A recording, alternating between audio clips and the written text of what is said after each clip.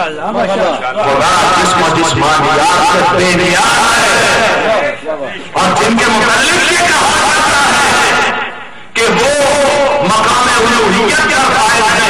ایک جملہ ان کا مقام الوہیت کے آگے ارشاد فرماتے ہیں جناب امیر المومنین علی ابن ابی طالب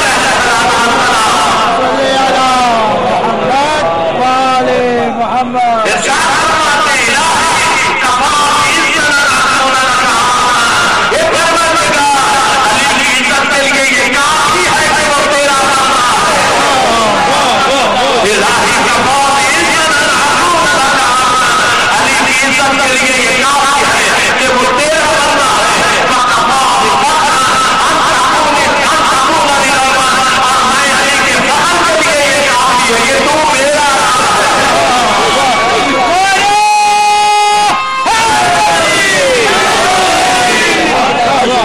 علی نے فخر اور عزت کو مقید کر دیا ہے دو جملوں میں.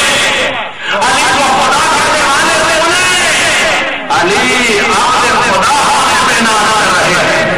علی آپ سے خدا ہونے کو اپنی عزت سمجھتے ہیں اور علی کو فخر ہے اس بات پر کہ علی پروردگار عالم رب ہے علی کا.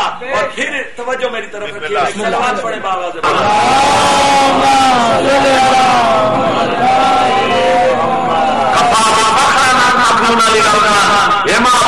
یہ پروردگار میرے فخر کے لیے یہ کافی ہے کہ تو میرا رب. اور اگلا جملہ ارشاد فرمایا انت کما احب تو ایسا خدا ہے جیسا میں چاہتا ہوں. انت کما احب تو ایسا خدا ہے. خدا کی قسم علی نے یہ ایک جملہ توحید کی معرفت کے لیے کافی ہے. انت کما احب تو ایسا ہے جیسا میں چاہتا ہوں. یعنی وہ تمام چیزیں جو ہے وہ میری ذات میں نہیں ہے. کما احب مجھے ایسا بنا لو جیسا تو چاہتا. یہ ہے علی. تو عرض یہ کر رہا ہوں کہ یہ دو عورتیں جو ہیں ان سے کیا ہوا مکانی فاصلہ نہیں. تو پھر ہے کیا عزیزان گرامی وقت ہوتا تفصیل سے عرض کرتا. بس وہ سمجھیے کہ اس پروردگار عالم نے اپنے حبیب کو ایک حصہ وجود عطا کیا اور وجود عطا کرنے کے بعد اس نے اپنے حبیب کے دل میں طلب اور ارادے کا چراغ جلایا. طلب اور ارادے کی شمع جلائی اور ارشاد فرمایا اب تو مانتا جا ہم عطا کرتے جائیں گے. جیسے جیسے تیری طلب میں اضافہ ہوتا جائے گا ہم عطا کرتے جائیں گے. اور یہ جملہ میرا نہیں ہے. قرآن مجید میں خود پروردگار عالم نے ارشاد فرمایا میرا حبیب ہم سے اس طرح سے دعا کرو کوئی کرتے تھے تیری علم کہ پروردگار میرے علم میں اضافہ فرما. دعا قرآن کی کہ علم میں اضافے کی دعا مانگیے. عزیزان گرامی یہ مانتے گئے وہ اب جہاں اس بحث کو گنجائش ہے نہیں کہ علم غیب آتا تھا یا نہیں آتا تھا. یہ علم غیب جانتے تھے یا نہیں جانتے تھے. مجھے کیا پتا کہ انہوں نے کیا مانگا انہوں نے کیا کیا. ایک سلوات پڑھتے بابا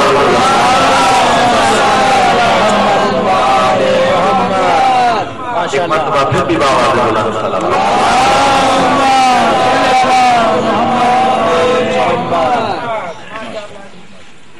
طلب اور ارادہ عطا کیا. پھر دعا ملی. یہاں سے طلب بنتی گئی وہاں سے رحمت کی بارشیں برستی گئی.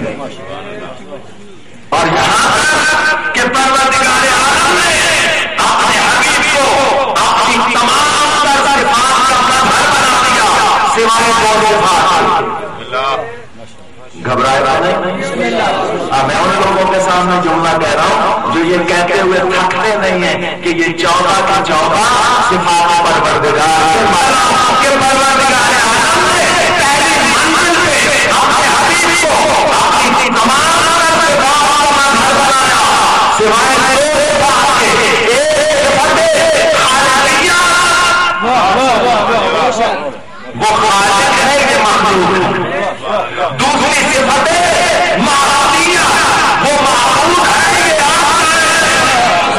واہ واہ واہ واہ. وہ خالق ہے، یہ مخلوق ہے، وہ معبود ہے، یہ آپ ہے. اور مخلوق چاہے کتنی بھی امیر ہو جائے خالق نہیں بن سکتی. خالق رہے گا، مخلوق رہے گی. اور بندہ چاہے بندگی کے کمال تک کیوں نہ پہنچ جائے، بندہ بندہ رہے گا، خدا خدا رہے گا، آپ رہے گا، معبود رہے گا. بس یہ دو سے سجن ہے، یہ دو کمانوں کا فاصلہ ہے جو معبود اور حق میں ہے، جو خالق اور مخلوق میں ہے. وہ خالق ہے، یہ مخلوق ہے. وہ معبود ہے، یہ آپ ہے. نہ وہ جیسا کوئی خالق ہے، نہ جیسا کوئی مخلوق ہے. نہ وہ جیسا کوئی معبود ہے، نہ جیسا کوئی آپ ہے.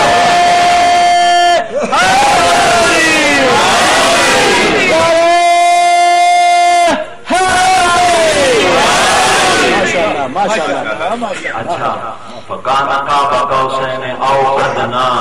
اچھا یہ دو کمانوں کا فاصلہ تو ہو گیا، یہ او ادنا کیا ہے؟ یا اس سے تھوڑا کم؟ خود پروردگار کہہ رہا ہے دو کمانوں کا فاصلہ یا اس سے تھوڑا کم. تو یہ او ادنا کیا ہے؟ کیا اس نے کمانے اطاعت اور عطیت کو کچھ اور سمجھ دیا ہے؟ جاگا سنیے گا جملہ عزیزان گرامی. دیکھیے قدم قدم پہ بہت مشکل منزل ہے جس سے ہم لوگ گزرتے ہیں.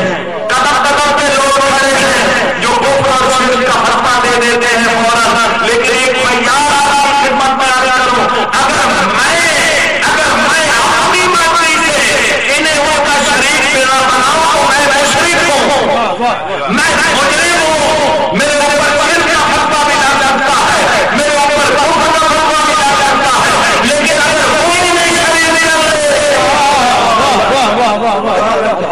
اگر کوئی نہیں شریک کرے تو پھر مانے بغیر چارہ نہ کوئی نہیں، پھر انکار بھی نہیں کیا جا سکتا. تو یہ اپنا کیا ہے؟ میں نے آج کیا دو کمانوں کا فاصلہ. ایک کمان کا نام خالقیت ہے، دوسری کمان کا نام معبودیت ہے. ادنا کیا ہے؟ اس نے خود خرید لیا ہے اطاعت و بندگی کی منزل میں. اپنی اللہ اور رسول کے بندگی اطاعت کرو اللہ کی، اطاعت کرو رسول کی. اور اللہ کا مفہوم اپنی اللہ میں اپنی رسول میں چھپا ہوا. ماشاءاللہ ماشاءاللہ. بس عزیزان گرامی ایک جملہ، پروردگار عالم نے اپنے نبی کو معراج سے بلایا تھا آیات دکھانے کے لیے. ایک منزل پہ علم عطا کیا اور پھر دوسری منزل پہ ایک چیز دکھا کے معرفت کے خزانے کو اپنے حبیب کے حوالے کیا.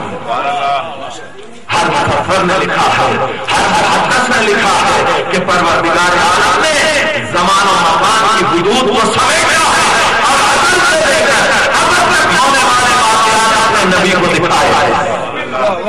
وہ روایات یقیناً آپ کے ذہن میں ہوں گی کہ پیغمبر اکرم کو ادھر سے بھی بلایا گیا جہاں لوگ جنت میں رہ رہے تھے. جنت میں رہنے والے ایک شخص کو رسول چہرے سے پہچانتے تھے. ادھر سے بھی بلایا گیا جہاں لوگوں کو جہنم کا عذاب کیا جا رہا تھا. یہ تمام چیزیں دکھائی گئی، لیکن عجیب بات یہ ہے دکھایا خدا نے، دیکھا مصطفیٰ نے، اظہار ہوا مرتضیٰ کا. دکھانے والا خدا تھا، دیکھنے والے مصطفیٰ تھے کہ کون جنتی ہے کون جہنمی ہے. لیکن اظہار ہوا ہے مرتضیٰ سے. کیسے؟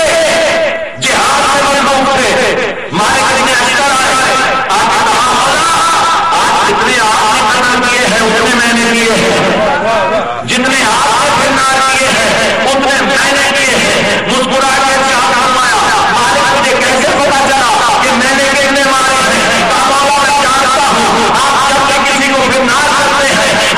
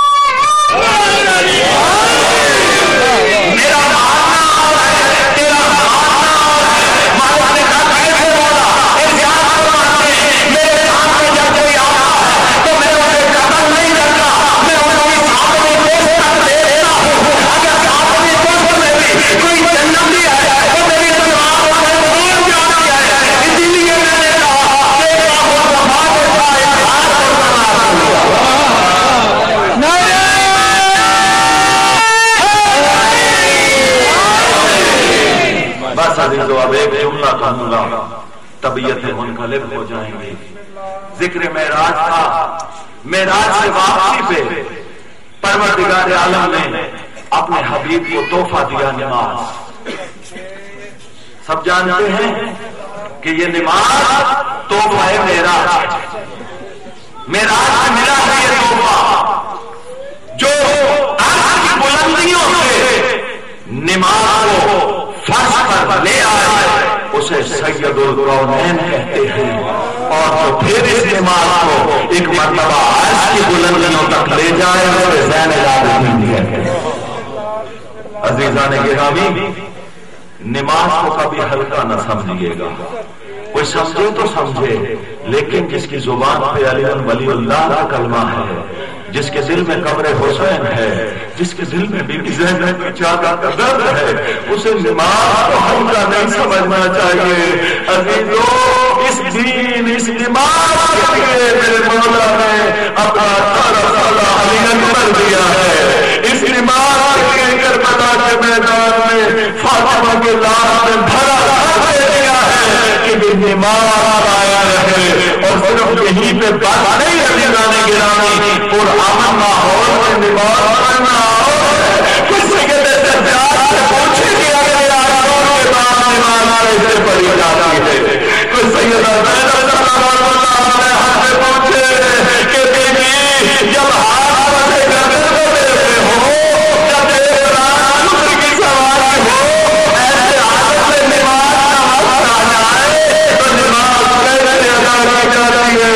عزیزان گرامی, زیادہ زحمت نہیں دوں گا, بس ایک ہی جملہ ادا کرنا چاہتا ہوں. عزیزان گرامی, اذان رکھے ہوئے ہو, میں بار بار کہہ رہا ہوں, نماز کو ترک نہ کرنا, نماز کو ہلکا نہ سمجھنا.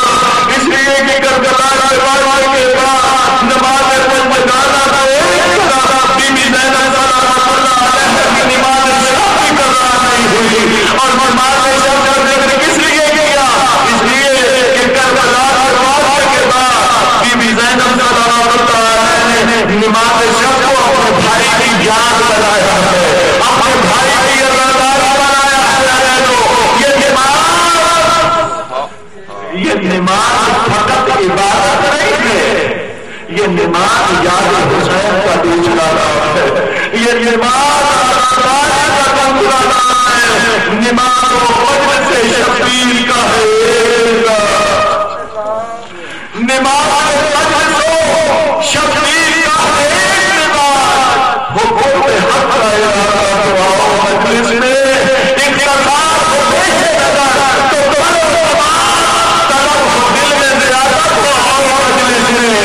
نماز مجلس شبیر کیوں پیدا ہوئے ہیں؟ اس لیے کہ روایات میں ملتا ہے کہ واقعے کربلا کے بعد علی کی علی بیٹی جب نماز شب کے لیے مسلح عبادت تیار تھی اور نماز شب کی قنوت پڑھتی تھی, اس قنوت میں معمول تھا دعا تھی, اللہم صل علی حسین وعلی آل حسین وعلی اولاد حسین وعلی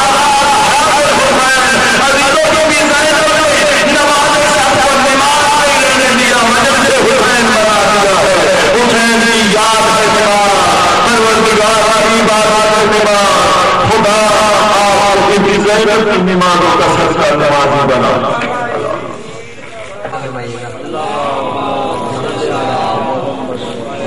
شجاعت کا صدقے کو کیا کہتے ہیں, شجاعت